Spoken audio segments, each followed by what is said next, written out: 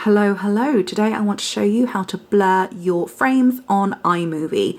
I didn't realise you could do this until recently, which is why I thought it would be a handy tutorial. So here I am, looking a little bit weird, but definitely in focus.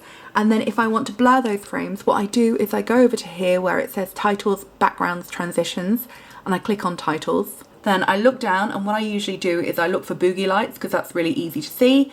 And then you just go to the next one along. So you're going to pull focus. So you click on that and then drag down to your movie, and then you go over to here where it says title and subtitle, you delete, and then if I press play, you can see here I'm in focus, and then I go out of focus, and then I go back into focus.